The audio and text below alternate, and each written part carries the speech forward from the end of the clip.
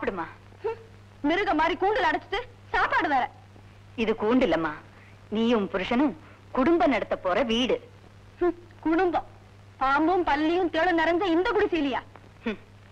எங்கேயாவது குடிசையில நெளியுது, பல பேருக்கு மனசுல நெளியுதேம்மா.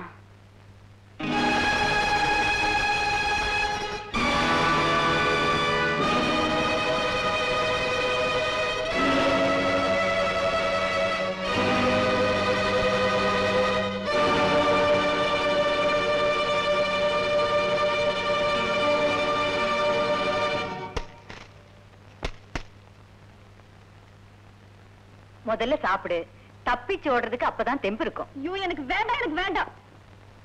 எப்படித்தான் இந்த முரட்டு மனுஷனோட வாழ்க்கை நடத்துறீங்களோ. இப்படி ஒரு முரட்டு ஆம்பளை கட்டிக்கத்தான் கிராமத்து பொண்ணுங்க நீ நான் போட்டி போடுவாங்க. காலம் பூராவும் அவருக்கு அடங்கி நடக்கிறத பெருமையாவே நினைப்போம். அப்போ புருஷன் என்ன சொன்னாலும் கேட்டுக்குவீங்களா?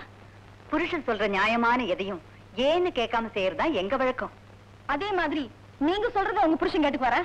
எப்பவாவது கேட்பாரு, சில நேரத்துல கம்மு ரெடி கழுதுன்னு சொல்லுவாரு. பேசாம அடங்கி போயிடுவேன். உங்களை மாதிரி பொம்பளை இங்க இருக்கிறதுனாலதான் உங்க புருஷ மாதிரி ஜனங்க அதிகாரம் பண்ணிட்டு அலையிறாங்க.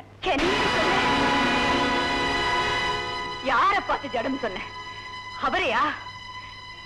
எங்களுக்கு குழந்தை பிறந்தா உன் புருஷன் படிப்புக்கு அனுப்புற பணம் குறைஞ்சு போயிடுமோன்னு கல்யாணம் ஆன அன்னையில இருந்து இன்னை வரைக்கும் நாங்க புருஷன் பொண்டாட்டியா வாழ்க்கை நடத்த தெரியுமா அவருக்கு? நம்ப முடியல இல்ல? உன்ன மாதிரி பொண்ணுங்களால இதையெல்லாம் ஜீர்ணிக்க முடியாது. என்ன கண்டதே காதல் கொண்டதே கோலம்னு ஆயப்பனுக்கு தெரியாம அவசர தாலியை கட்டிக்கிட்டு கட்டுற சூட்டோட கட்டலுக்கு தாவற உங்களுக்கு எல்லாம் எங்க மாதிரி கிராமத்து பொண்ணுங்க செய்யற தியாகத்தோட மதிப்பு தெரியாது.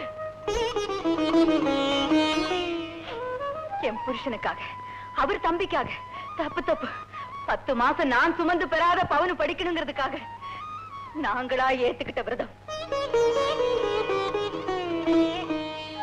இப்பவாவது முரட்டு ஆம்பளைன்னு சொன்னியே, அந்த மனுஷனுக்குள்ள இருக்கிற நல்ல இதயத்தை புரிஞ்சுக்க.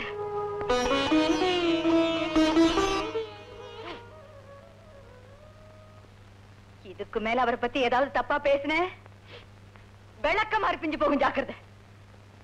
சாப்பிடு, உனக்காக கிளப்ல இருந்து வாங்கிட்டு வந்ததை போய் சாப்பிடு.